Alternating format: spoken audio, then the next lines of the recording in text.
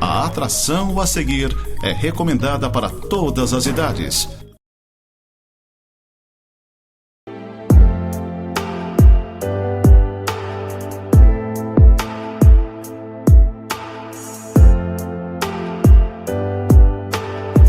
Olá, gente querida, graça e paz, que a bênção do nosso Deus esteja sobre a sua vida, sobre a sua casa, sobre a sua família. Antes de nós trabalharmos um texto do livro de Levítico, se você tiver uma Bíblia e quiser apanhar, capítulo 9 de Levítico, nós vamos estar trabalhando o texto. Eu quero deixar para você aqui um convite bem especial. Nós reiniciamos com os nossos cultos da quarta-feira, que são chamados agora de Encontro de Fé. Se você quiser participar de um encontro de fé, venha, vai ser bênção.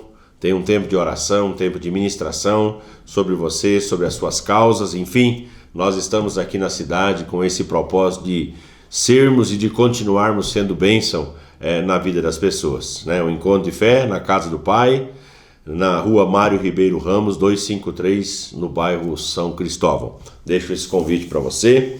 Vamos para o texto de Levítico, capítulo 9, verso de número 6, aonde nós lemos o seguinte: esta coisa que o Senhor ordenou, fareis, e a glória do Senhor vos aparecerá. E a glória do Senhor vos aparecerá.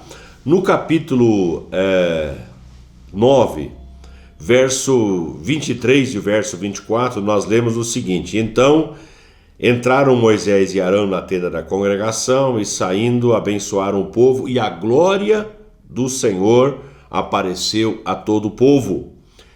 E eis que, saindo fogo de diante do Senhor, consumiu o holocausto e a gordura sobre o altar. O que vendo o povo, jubilaram e prostraram-se sobre os seus rostos. Do capítulo 10, eu quero ler 3 versículos, que diz: Nadab e Abiú, filhos de Arão, tomaram cada um o seu incensário e puseram neles fogo, e sobre este incenso e trouxeram fogo estranho perante a face do Senhor, o que lhes não ordenara. Verso de número 3: e falou Moisés a Arão: isto é o que o Senhor disse: mostrarei a minha santidade naqueles que se chegarem a mim, e serei glorificado diante de todo o povo. Muito bem. A primeira declaração, Moisés fala: olha, vocês vão experienciar a glória do Senhor.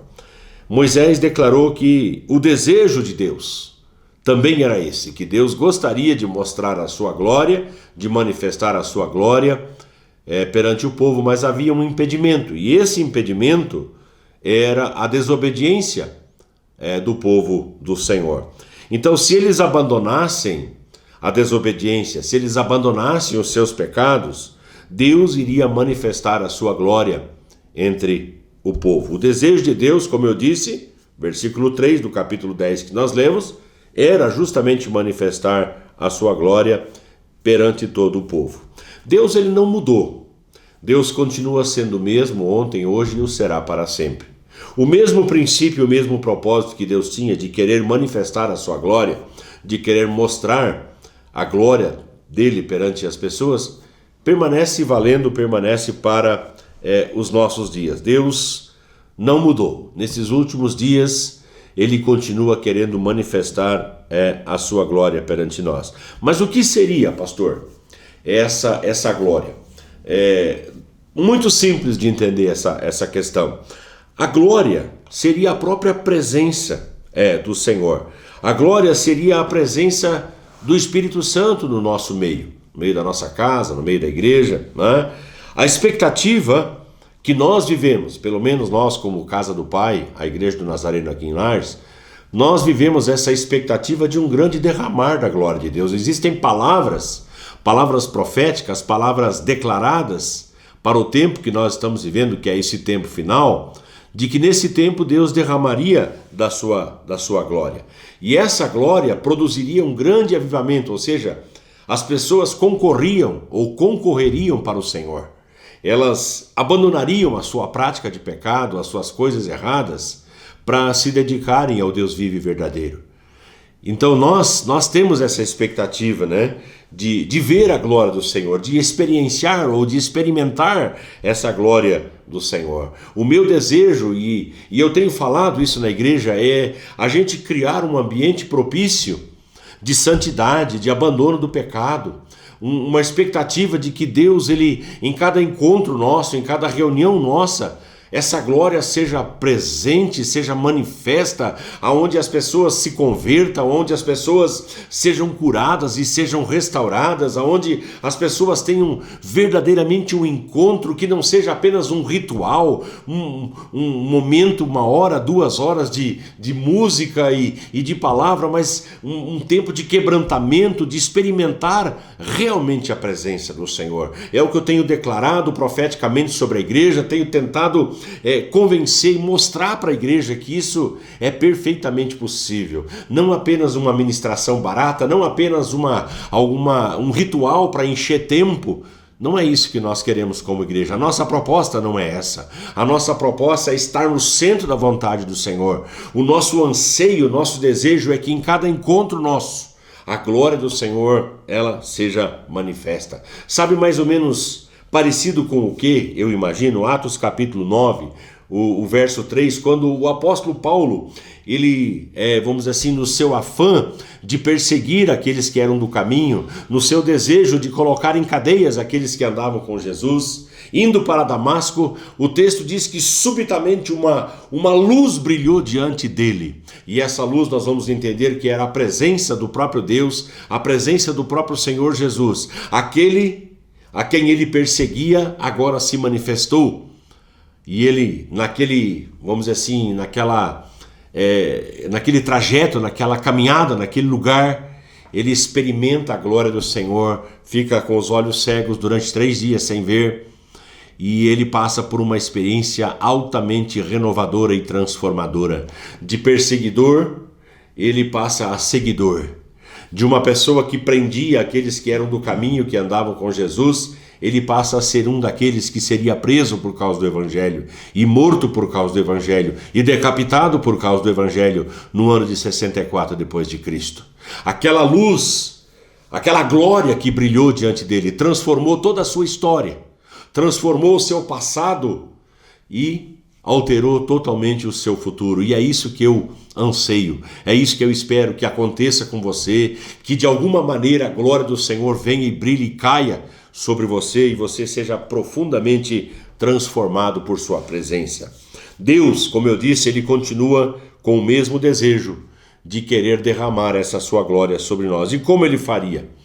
Tem algumas regras, e essas regras, elas precisam ser observadas e obedecidas. As coisas de Deus, elas não acontecem sem um propósito. Quando Deus derrama a sua glória, há uma ministração. Por exemplo, se você for ler a Bíblia, você vai pegar pessoas como Ezequiel, o profeta. A palavra de Deus diz que ele teve uma visão e um resplendor da glória de Deus. E quando ele tem a visão daquele resplendor da glória de Deus, ele cai com o rosto em terra. Hoje tem muitos movimentos que as pessoas vão lá e põem a mão na cabeça da pessoa e ficam empurrando para trás, e a pessoa cai para trás, e lá atrás tem um aparador, alguém que segura para a pessoa não poder cair. Gente, cai fora desse negócio, cai fora disso aí. Quando Deus quer fazer alguma coisa, ele faz sem que alguém empurre, sem que alguém segure.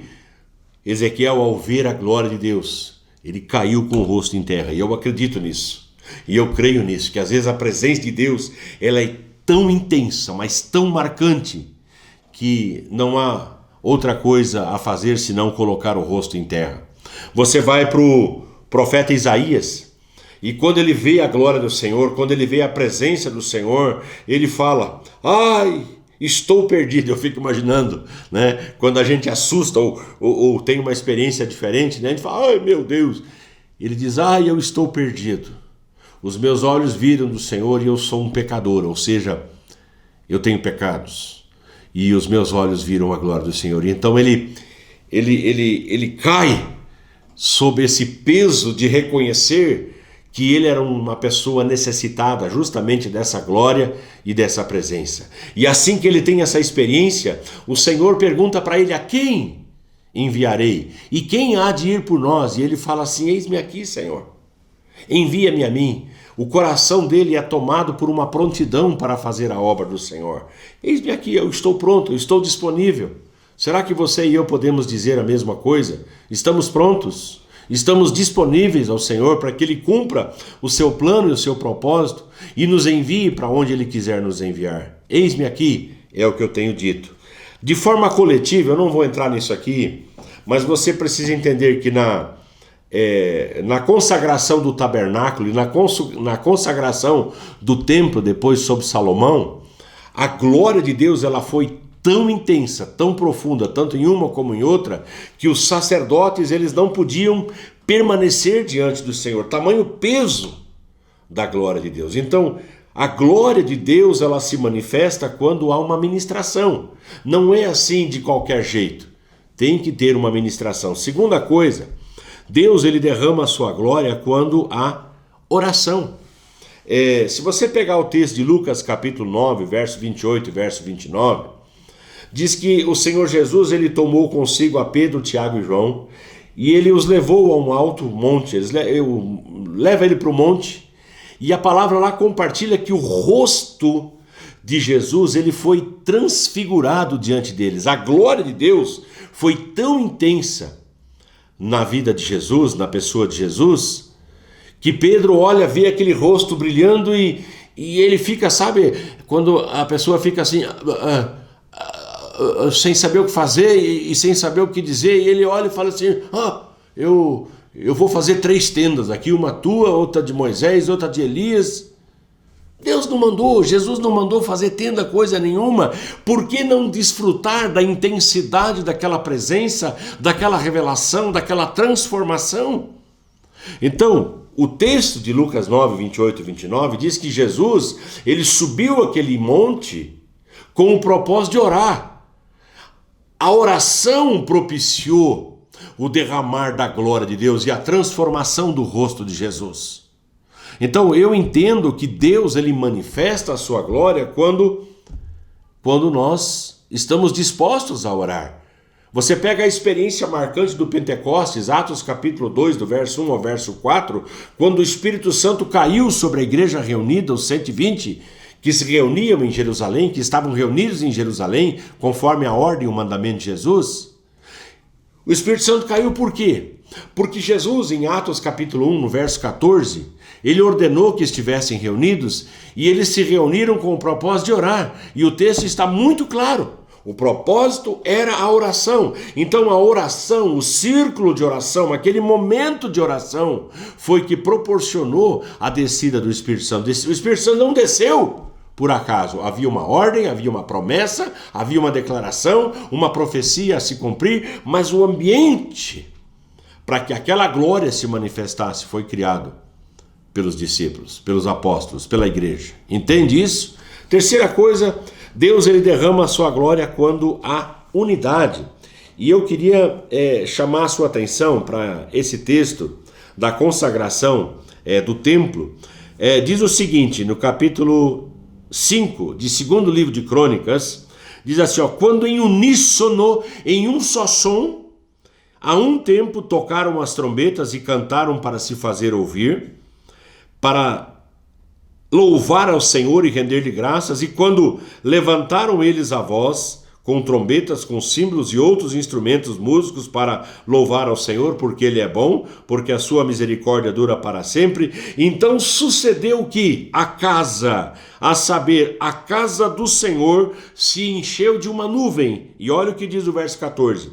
De maneira que os sacerdotes não podiam estar ali para ministrar, por causa da nuvem, porque a glória do Senhor encheu a casa de Deus. Olha que coisa mais tremenda, que coisa mais fantástica.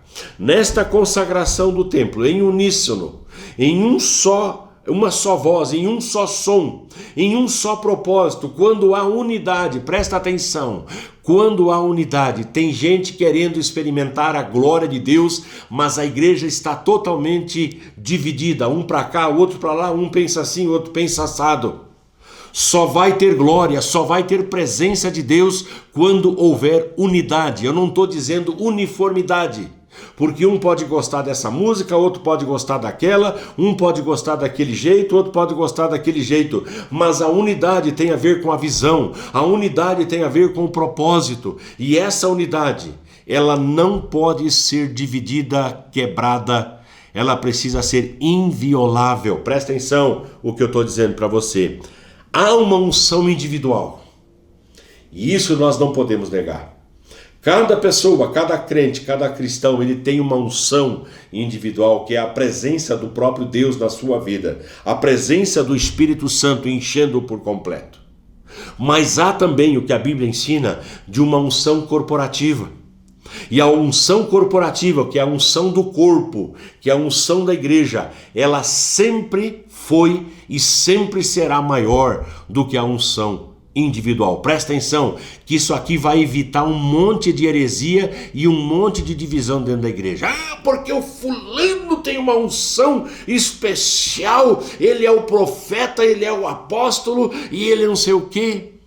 Quando a unção individual for maior do que a unção do corpo, cuidado. Cuidado, porque nós vamos criar os ungidões. E esses ungidões podem ser os agentes de divisão no meio do corpo, no meio da igreja. Portanto, eu prego e ensino e depreendo do estudo da Bíblia que a unção corporativa, ela é sempre maior do que a unção individual. E isso vai evitar que a gente crie alguns figurões dentro da igreja e depois a gente não vai saber como fazer para tirar daquele posto. Você pastora que me ouve, que me assiste, presta atenção nesse detalhe. Cuide, a unção da igreja precisa ser maior do que a unção individual. Não coloque as pessoas simplesmente no pedestal. Lembre que a Bíblia ensina que nós somos todos servos. O maior é aquele que serve. Então, se a igreja for uma igreja serviçal, jamais ela vai ter esse tipo de problema. Nos dias de Salomão, a glória de Deus veio sobre um prédio. Sob a nova aliança, nós entendemos que nós somos essa casa de Deus. Em Mateus capítulo 18, no verso 19, um texto que eu gosto muito, nos mostra que nós devemos primar por essa unidade, vamos dizer assim, e todos dentro do mesmo acorde, dentro do mesmo campo harmônico, né? Diz assim, capítulo 18 de Mateus, verso 19: Em verdade também vos digo que se dois dentre vós sobre a terra concordarem, presta atenção, se dois, o número mínimo para que a glória de Deus, para que a presença do Senhor se manifeste, são duas pessoas. E isso evita justamente o que eu falei, de você achar que você é o dono do mundo, que você é o sabichão e que todas as coisas têm a ver com você. Engano seu. 2 ou 3 estiverem reunidos em seu nome, diz o verso seguinte, ali o Senhor está no meio. O que garante a presença do Senhor é essa reunião em unidade entre 2 ou 3 pessoas, ou mais, evidentemente. Então ele diz assim, se 2 dentre vós concordarem a respeito de qualquer coisa que porventura pedirem, ser-lhes-á concedida pelo meu Pai que está no céu. Se 2 concordarem, e eu gosto demais disso aqui. Concordar aqui, no texto original grego, é sinfonel. Sinfonel significa fazer uma sinfonia. E uma sinfonia, ela precisa ser uma coisa conjunta. Imagina você indo para um concerto musical, evidentemente, e de repente você vê uma pessoa tocando um instrumento num ritmo, você olha outro tocando um instrumento num outro ritmo, outro num outro acorde, sem um maestro, sem alguém para coordenar, o que vira? Vira bagunça. Mas se todos estiverem dentro do mesmo campo harmônico, aquilo que se vai ouvir é agradável aos ouvidos e vai descer ao coração, e é isso que o texto quer transmitir. Essa sinfonia a igreja precisa aprender a tocar, ou seja, todos na mesma visão, todos no mesmo propósito, todos no mesmo campo harmônico, todos olhando para o maestro, olhando para aquele que tem a batuta na mão, dizendo, olha, o ritmo é esse, ternário, quaternário, seja lá o que for, o ritmo é esse aqui, está ali regendo, não é? E eu não estou dizendo que o regente, naturalmente, seja eu ou seja o pastor, não é isso que eu estou falando. Eu estou dizendo que há um regente maior e é ele que vai reger as nossas vidas e que vai reger a conduta da igreja. Se nós estivermos sob a sua batuta, nós não vamos incorrer em ensinos heréticos, nós não vamos viver, nós não vamos vivenciar nada que seja, vamos dizer, anormal, errado, contra a palavra do Senhor, tá? Então eu quero deixar esse desafio para você. Viva dentro da sua igreja com toda a intensidade onde o Senhor te plantou. Seja um instrumento que toque o acorde que o seu líder estabelecer. Ande em unidade. Ande em unidade com os seus irmãos. Se uma coisa for diferente, um gosto, uma preferência, esqueça isso. Não faça com que isso cresça, mas faça com que o nome do Senhor Jesus cresça e seja exaltado no meio onde você vive. E você vai ver quão abençoado esse ministério vai ser na sua cidade, quão abençoado esse ministério vai ser no bairro onde ele estiver plantado. Quero que você pense, que você reflita sobre isso, em nome de Jesus. Vamos orar.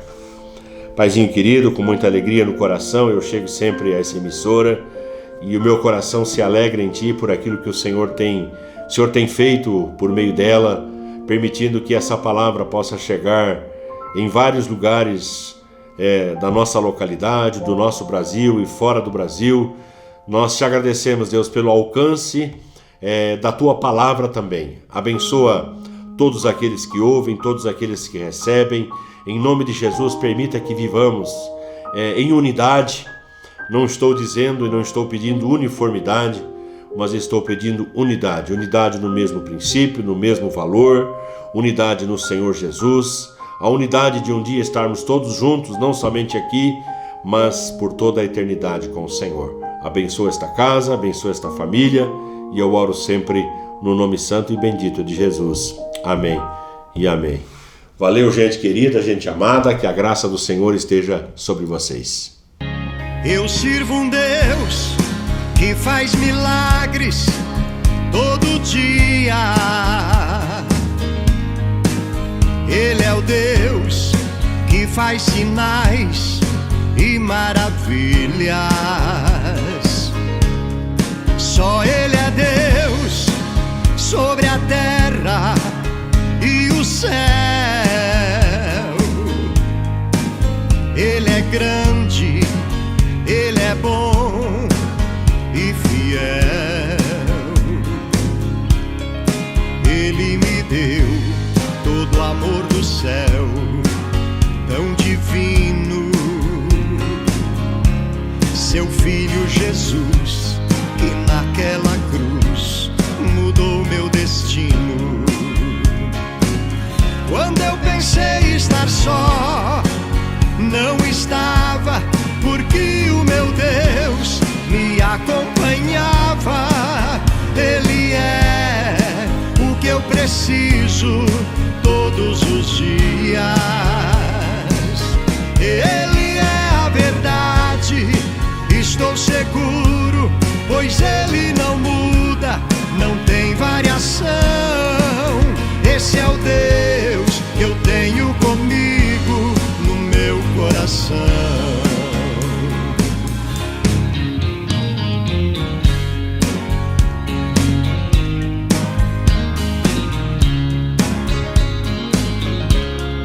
Eu sirvo um Deus que faz milagres todo dia. Ele é o Deus que faz sinais e maravilhas. Só Ele é Deus sobre a terra e o céu. Ele é grande, Ele é bom e fiel. Ele me deu todo o amor do céu, tão divino. seu filho Jesus, que naquela cruz mudou meu destino. Quando eu pensei estar só, não estava, porque o meu Deus me acompanhava. Ele é o que eu preciso todos os dias. Ele é a verdade, estou seguro, pois Ele não muda, não tem variação. Esse é o Deus que eu tenho comigo no meu coração. Quando eu pensei estar só, não estava, porque o meu Deus me acompanhava.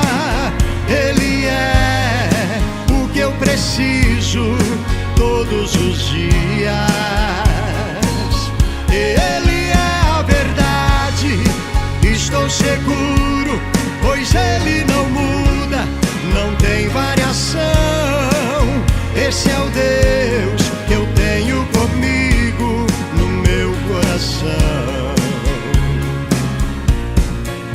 Esse é o Deus que eu tenho comigo no meu coração.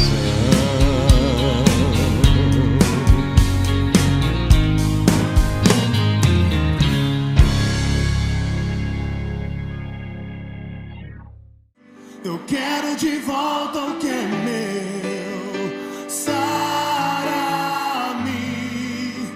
e põe teu azeite em minha dor. Restitui,